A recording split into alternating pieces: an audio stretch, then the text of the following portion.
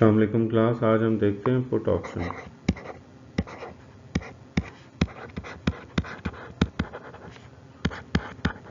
पे off profile की बात हुई थी। सो रिकॉल करें, पुट ऑप्शन में अंडरलाइंग एसेट सेल करना होता है।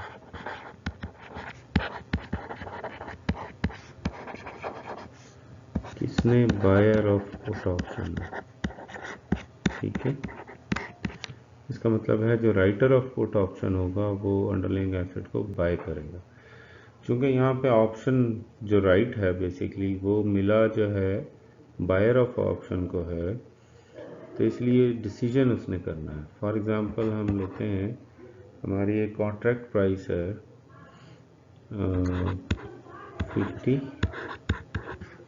तो हम 5 सिनेरियोज जो है वो उसके बना लेते हैं।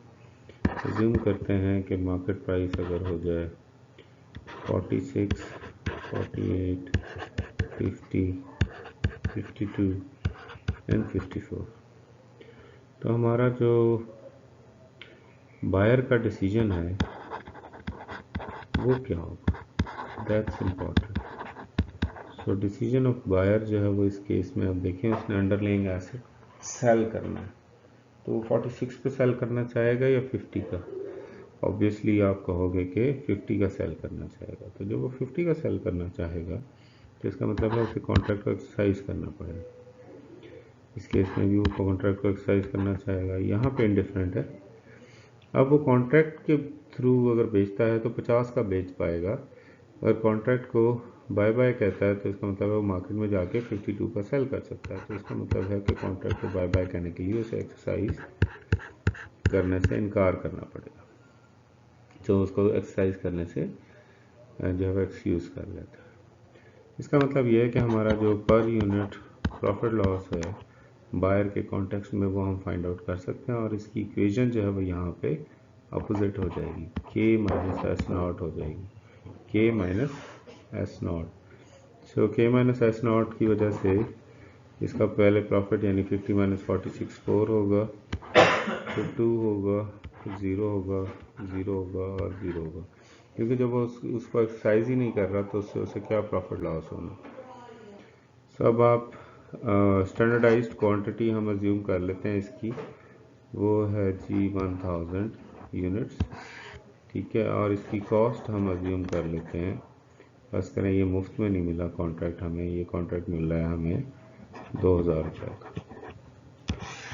ठीक, तो हम इसका जो टोटल प्रॉफिट लॉस है, प्रॉफिट लॉस बायर का, वो फाइंड आउट कर सकते हैं। और हमने कहा था कि बायर जब हमेशा कॉस्ट बियर करता है, तो इसका मतलब ये हुआ कि ये होगा आपका जो पर यूनिट प्रॉफिट लॉस है, उसको अगर आप मल्टीप्लाई करेंगे क्वांटिटी से और उसमें से कॉस्ट माइनस करेंगे तो ये टोटल प्रॉफिट लॉस आ जाएगा। सो 4 को ज़रब दें 1000 से तो ये आता है 4000, और मनफी 2000 करें तो उसका टोटल प्रॉफिट लॉस 2000 का होगा। 2 को 1000 से दें और मनफी 2000 करें तो 0, और ये आएगा 0 को 1000 से देंगे तो 0, और ये मनफी 2000, मनफी 2000 और मनफी 2000। ये बायर का पे ऑफ प्रोफाइल बन जाएगा पुट ऑप्शन के केस में। और अगर आप इसको प्लॉट करना चाहें तो आप बड़े आराम से प्लॉट कर सकते हैं। फर्स्ट करें ये प्लस 2000 है और ये माइनस 2000 है, और हमारी प्राइस शुरू हो रही है 46, 48, 50, 52 और 54 तक जा रही है। ये हमारा एस नॉट है फर्स्ट का। तो इसका मतलब ये है कि आपको जो बायर है 46 पे कितने का 2000 का प्रॉफिट हो रहा है, तो ये पहला डॉट आपका ये होगा। लेकिन 48 पे वो 0 पे आ गया, और 50 पे वो माइनस 2000 पे है, माइनस 2000 और माइनस 2000। तो ये उसका पे ऑफ प्रोफाइल बन जाएगा, किसका? Buyer of put option, put option का, और ये विद कॉस्ट। ठीक, इसी तरह हम अगर राइटर का जो है वो लेना चाहें तो हमने कहा था कि राइटर के लिए मैं यहाँ पे कॉलम बनाऊंगा, राइटर का पर यूनिट प्रॉफिट लॉस, उसके लिए ये अपोजिट हो जाती है इक्वेशन, एस नॉट माइनस के हो जाएगा। सो 46 माइनस 50 का मतलब है -4 -2 0, और यहाँ पे चूँकि वो एक्सरसाइज ही नहीं कर रहा था इसलिए वो 0 होगा। कॉन्ट्रैक्ट से उसे कोई पर यूनिट प्रॉफिट लॉस नहीं होगा। और इसका जो टोटल प्रॉफिट लॉस है वो मैं यहाँ पे जो है वो कैलकुलेट कर लेता हूँ राइटर का, ठीक है। उसके लिए अगर आप जहन में रखें तो हमारे पास फार्मूला वही है, per unit profit loss multiplied by quantity, लेकिन कॉस्ट जो है वो हमेशा राइटर रिसीव करता है। तो इस केस में ये सिचुएशन ये होगी, इसका मतलब यह है कि ये होगा -4000 प्लस 2000, तो ये -2000 आएगा पहला। अगला आएगा -2000 और प्लस 2000 तो 0, और ये तीनों जो है वो प्लस 2000 हो जाएंगे, ठीक है। अगले तो इसका मतलब यह है कि राइटर के लिए यहाँ पे 46 पे लॉस है, 48 पे 0 पे है, 50 पे वो प्लस 2000 में, प्लस 2000 में और प्लस 2000, तो उसकी डायग्राम यूँ बनेगी, ठीक। तो ये पे ऑफ प्रोफाइल बन जाएगा ऑफ राइटर, किस चीज़ का राइटर था जी, पुट ऑप्शन का, ठीक हो गया। तो ये आपका जो है वो पे ऑफ प्रोफाइल हो जाएगा। सो ये एक इम्पॉर्टेंट कॉन्सेप्ट जो है वो हमने कॉल ऑप्शंस के लिए और पुट ऑप्शंस के लिए, दोनों के लिए जो है वो डिस्कस कर लिया। अब अगर आप बेसिक कॉन्सेप्ट्स की तरफ चलें, ठीक है, तो बेसिक कॉन्सेप्ट जो है वो ये कह रहे हैं कि आपकी जो लॉन्ग एंड शॉर्ट पोजीशंस की जो डेफिनेशंस हैं उसमें उसने कहा है कि अगर आपका जो बायर है, बायर यानी होल्डर जो वो ऑप्शन का, उसको बेसिकली हम लॉन्ग पोजीशन में कंसिडर करते हैं, क्योंकि वो बायर ऑफ कॉन्ट्रैक्ट है, चाहे वो कॉल ऑप्शन हो या पुट ऑप्शन का बायर हो या होल्डर हो, उसको हम लॉन्ग पोजीशन में कहते हैं। और जो राइटर है यानी जो काउंटर पार्टी है, चाहे वो कॉल ऑप्शन की हो या पुट ऑप्शन की हो, वो जो है वो शॉर्ट पोजीशन में कहलाता है।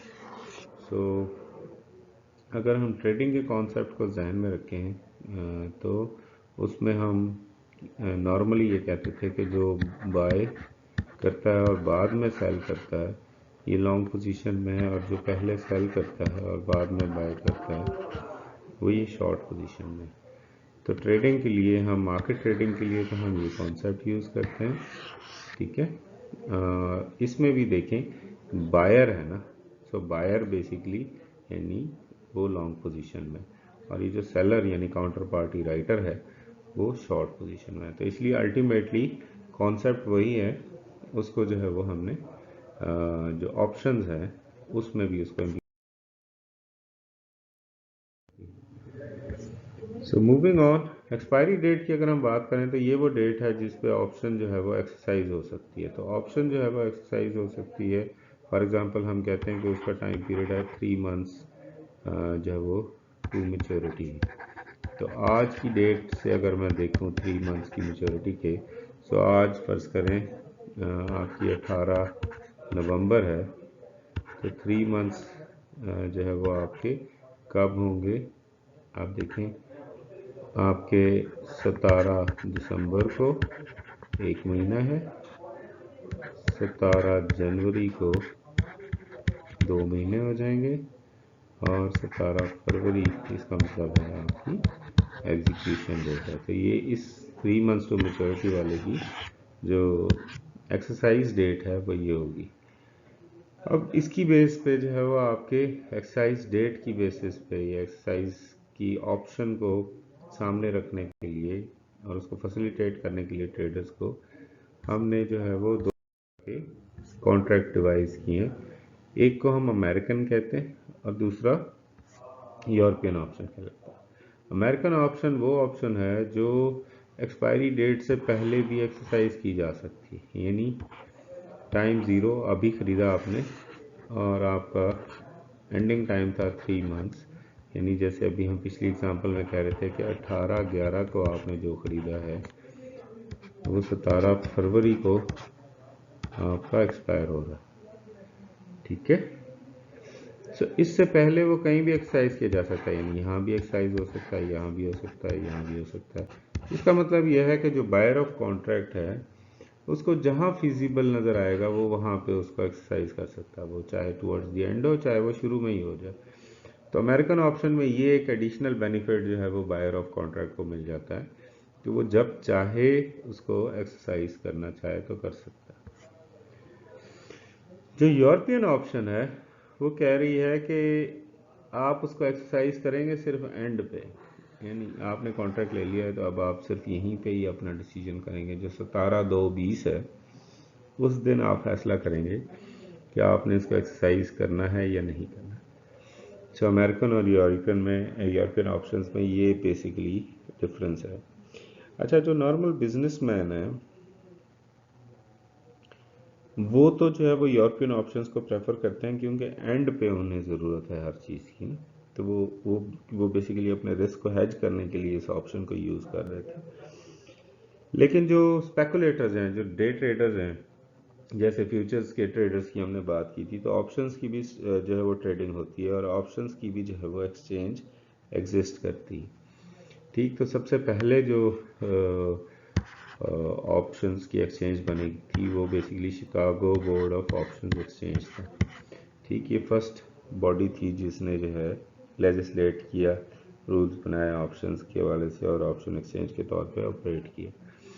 ठीक, सो जब ये ट्रेड हो रहे हैं तो ट्रेडर को तो किसी भी टाइम पे जो है वो बेनिफिट नज़र आ सकता है ना मार्केट में, तो जो ही उसको बेनिफिट नज़र आएगा तो वो अमेरिकन ऑप्शन को तो वो सेल कर सकता है, बाय किया है तो सेल कर सकता है, सेल किया है तो बाय कर सकता है। डिपेंड करता है कि उसे बेनिफिट कहाँ नज़र आ रहा है। सो जहाँ भी उसे बेनिफिट नज़र आएगा जिस टाइम पे बिफोर दी एक्सपायरी वो उसको एक्सरसाइज कर लेगा। सो ये ट्रेडर्स को फैसिलिटेट करने के लिए हमने अमेरिकन ऑप्शंस बनाए।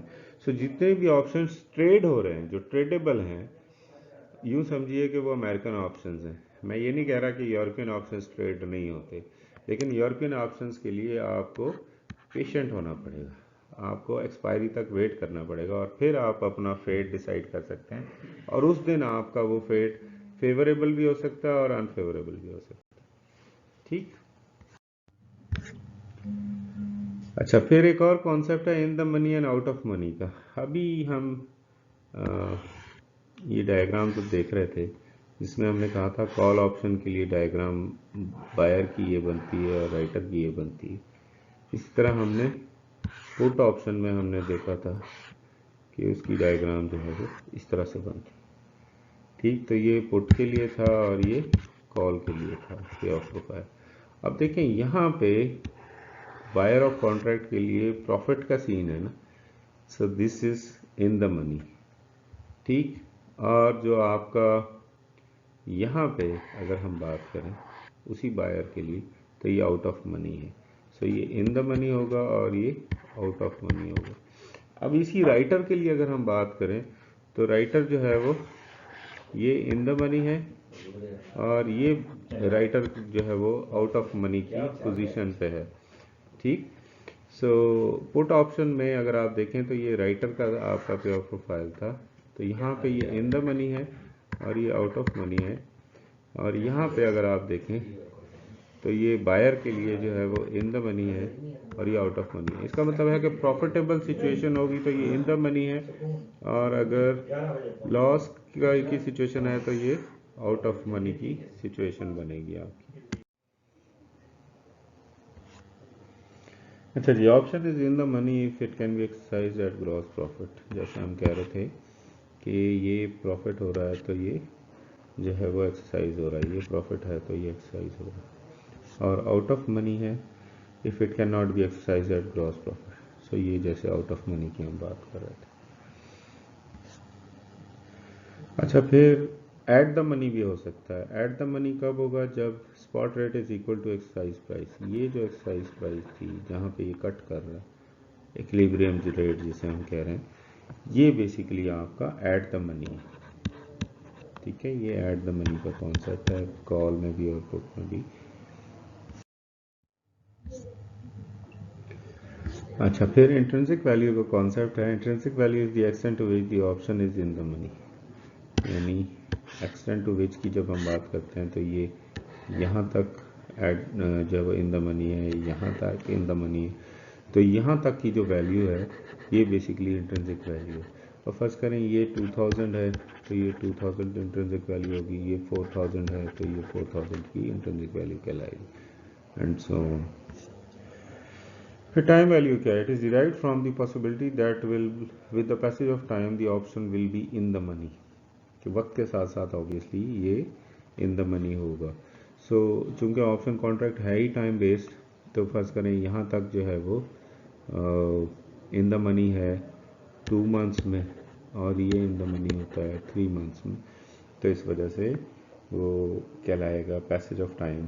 अब 2 मंथ्स में ये इन द मनी हुआ है, तो अब अगर आप आज की डेट में इस 2000 की प्रेजेंट वैल्यू देखेंगे तो ये आपकी टाइम वैल्यू कहलाएगी। क्योंकि जब भी आप इसको वैल्यूएट करोगे तो करंट सिनारियो में जब भी आप बाय करने की पोजीशन में हो उस वक्त डिसीजन करना है ना आपने, उसके बाद तो आपको डिसीजन करने की ज़रूरत नहीं है। अच्छा, फिर है असाइनमेंट का concept. An assignment materialises. Assignment कब मटेरियलाइज होती है? When the writer receives a notice that the holder has exercise the option. ठीक, सो असाइनमेंट क्या हुआ? ये वो नोटिस समझ लें कि जो बायर या होल्डर है उसने कह दिया है कि मैं एक्सरसाइज करने लगा हूँ ऑप्शन को। इन विच केस द राइटर, जो राइटर है, इज ऑब्लाइज टू डिलीवर, यानी ओरिजिनल अमाउंट डिलीवर करेगा और रिसीव द अंडरलाइंग करेंसी, या रिसीव करेगा अंडरलाइंग करेंसी को। डिपेंड करता है कि वो कॉल ऑप्शन है या पुट ऑप्शन है। अगर कॉल ऑप्शन है तो उसे डिलीवर करनी है, क्योंकि वो राइटर का सेलर, राइटर जो है वो सेलर का रोल निभा रहा है। और अगर वो पुट ऑप्शन है तो उसे रिसीव करनी है, यानी अंडरलाइंग एसेट को उसने परचेज करना है। तो इस वजह से हम डिलीवर और रिसीव दोनों एलिमेंट्स कह रहे हैं। सो इसका मतलब यह है कि जब भी जो है वो ऑप्शन एक्सरसाइज होगी तो असाइनमेंट का एक जो जो मैकेनिज्म है वो मटेरियलाइज हो जाएगा और होल्डर से राइटर तक वो इन्फॉर्मेशन जाएगी और अकॉर्डिंगली वो कॉन्ट्रैक्ट एक्सरसाइज हो जाएगा। फिर बेस और अंडरलाइंग करेंसी का एक कॉन्सेप्ट है। Base currency is the currency in which the option price is expressed. ठीक, जो प्राइस जो है वो उसमें लिखी हुई है। और अंडरलाइंग करेंसी वो है जिसकी ट्रेड होनी है, ठीक, जिसको असल में बाय या सेल किया जाना है। यानी जब हम कहते हैं कि PKR USD 160 है, ये एक्सरसाइज प्राइस है हमारी, तो ये हमारी बेस करेंसी जो है वो PKR है। ठीक, और अंडरलाइंग करेंसी यहाँ पे USD होगी कि इसको बाय करना है हमने या इसको सेल करना है। तो इस वजह से ये आपकी अंडरलाइंग करेंसी हो जाएगी। और बेस करेंसी वो है जिसमें आप प्राइस को कोट कर रहे हैं। तो ऑब्वियसली डोमेस्टिक मार्केट में जो डोमेस्टिक प्राइस है वो कोट की जाती है। तो इस वजह से जो आपकी जो डोमेस्टिक करेंसी है नॉर्मली बेस करेंसी कहलाती है, और जिसकी ट्रेडिंग हो रही है वो फॉरेन करेंसी है। इस केस में हमारी एग्जांपल में US डॉलर से वो हमारी अंडरलाइंग करेंसी बन जाएगी। फिर मार्जिन्स का कॉन्सेप्ट है। मार्जिन्स जो हैं वो बेसिकली इज द कैश और security required to be deposited by an option writer as collateral. जो ऑप्शन राइटर है अगर कोलैटरल के तौर पे जो सिक्योरिटी डिपॉजिट करवाता है कैश की सूरत में, या कोई और करेंसी भी हो सकती है, फाइनेंशियल इंस्ट्रूमेंट भी हो सकता है, जो वो डिपॉजिट कराता है, तो उसको हम मार्जिन के नाम से जानते हैं। फिर एक ओपन इंटरेस्ट का एक कॉन्सेप्ट है। Open interest is the number of outstanding options. जो आउटस्टैंडिंग ऑप्शंस हैं जितनी राइटर ने लिखी है, फर्ज करें राइटर ने 500 कॉन्ट्रैक्ट लिखे कॉल ऑप्शन की, ठीक है, तो उसका ओपन इंटरेस्ट क्या होगा, 500 ज़रब 1000 मिनिमम क्वांटिटी है और ये सारे फर्ज करें यूएस डॉलर्स पे लिखे हुए हैं, तो इतने यूएस डॉलर्स उसका ओपन इंटरेस्ट होगा। और फर्ज करें जो बायर है या जो होल्डर है उसने 50 कॉन्ट्रैक्ट खरीदे हैं कॉल ऑप्शन के, ठीक है, तो 50 ज़रब 1000 यूएस डॉलर्स उसने खरीदने हैं, तो ये उसका ओपन इंटरेस्ट होगा। फिर ओपनिंग एंड क्लोजिंग ट्रांजैक्शंस का एक कॉन्सेप्ट है। ओपनिंग ट्रांजैक्शंस से मुराद ये है कि एक नई पोजीशन खरीद ली, क्रिएट कर दी जाए। पोजीशन क्या क्रिएट की थी, फॉर एग्जांपल मैंने बाय कर लिया, क्या, कॉल ऑप्शन, कितने कॉन्ट्रैक्ट किए हैं मैंने, एक कॉन्ट्रैक्ट किए, ठीक, तो ये ओपन पोजीशन मेरी कहलाएगी, ठीक, जब मैंने बाय कर लिया है कॉल ऑप्शन का एक कॉन्ट्रैक्ट। अब अगर मैं इसको सेल कर दूं, यानी एक्सरसाइज कर लूं आफ्टर सर्टेन टाइम पीरियड, इसी एक कॉल ऑप्शन को, तो ये मेरी क्लोज पोजीशन कहलाएगी, ठीक। सो ये ओपनिंग है, क्लोजिंग का कॉन्सेप्ट जो है वो इसमें आ जाएगा। तो ये आपने जो एफएक्स जो जो ट्रांजैक्शंस हैं ट्रेडिंग के कॉन्टेक्स्ट में अगर हम बात करें, तो ट्रेडिंग के कॉन्टेक्स्ट में ट्रांजैक्शंस में ये सारी चीज़ें जो है वो आपको देखनी पड़ती हैं कि आपकी ओपन पोजीशन क्या है और क्लोजिंग पोजीशन जो है वो आपकी क्या है। अब closing transaction results in liquidation of an existing position, यानी अगर मैंने बाय किया था और मैंने उसको एक्सरसाइज कर लिया तो इसका मतलब है मैंने लिक्विडेट कर लिया। यानी नॉर्मल ट्रांजैक्शन में अगर हम करें कि फर्ज करें मैंने बाय किया है 1 मेट्रिक टन कोल, ठीक है, और जब मैंने ख़रीदा है तो मैंने उसको सेल भी तो करना है, और मैं जिस दिन 1 मेट्रिक टन कोल जो है वो सेल कर दूंगा तो ये मेरी क्लोज पोजीशन कहलाएगी। तो closing the transaction counter transaction होगी। अब लॉन्ग पोजीशन में हमने कहा था कि हम पहले बाय करते हैं और फिर सेल करते हैं, ठीक, तो ये आपकी लॉन्ग पोजीशन क्लोज हो गई। और अगर आपने पहले सेल किया है और फिर आप बाय करेंगे तो ये आपकी शॉर्ट पोजीशन है, तो ये आपकी शॉर्ट पोजीशन भी क्लोज हो जाएगी अगर आपने काउंटर ट्रांजैक्शन कर ली, ठीक, तो ये क्लोज्ड पोजीशन है अगर आपकी काउंटर ट्रांजैक्शन हो गई। लेकिन अगर आपने सिर्फ एक काम किया यानी बाय किया और अभी तक सेल नहीं किया तो इसका मतलब है कि आपका ओपन पोजीशन है, क्लोज पोजीशन नहीं है।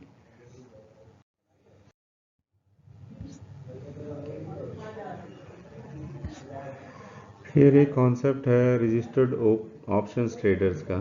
तो registered option traders are participants on the exchange, जो ऑप्शन की एक्सचेंज है उसमें जो पार्टिसिपेंट्स हैं उनको हम रजिस्टर्ड ऑप्शंस ट्रेडर्स कहलाते हैं, ठीक है। Trading for their own and their firms account, वो अपने लिए या अपनी कंपनी के बिहाफ पे ट्रेडिंग कर रहे हैं, ठीक। और ट्रेडिंग में हमने कहा था कि आपके जो बिजनेसमैन हैं वो भी यूज़ होते हैं और जो स्पेकुलेटिव ट्रेडर्स हैं वो भी इन अकाउंट्स को यूटिलाइज करते हैं।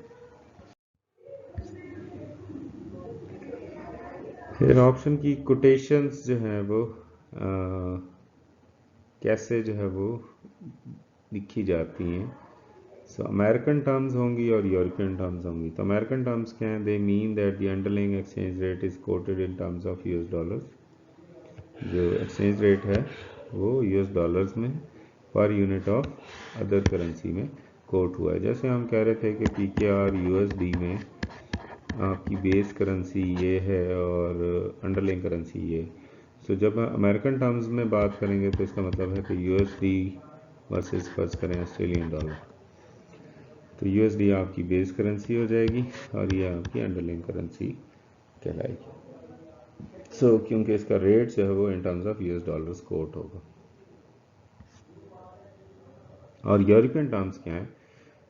That mean the underlying exchange rate is quoted in terms of other currency per unit of US dollar. यानी जैसे हम कह रहे हैं Australian dollar per US dollar हो जाए, तो US डॉलर अंडरलाइंग एसेट है और ये आपकी बेस करेंसी हो जाए, तो ये आपका यूरोपियन टर्म्स कहलाती है। इसका मतलब है ये जो PKR USD था ये भी यूरोपियन टर्म्स होगा क्योंकि इन टर्म्स ऑफ US डॉलर हम कर रहे हैं, ठीक। और जबकि हमारा जो USD पर ऑस्ट्रेलियन डॉलर या USD पर PKR या USD पर ग्रेट ब्रिटेन पाउंड, ये आपकी जो है वो अमेरिकन टर्म्स कहलाएंगी।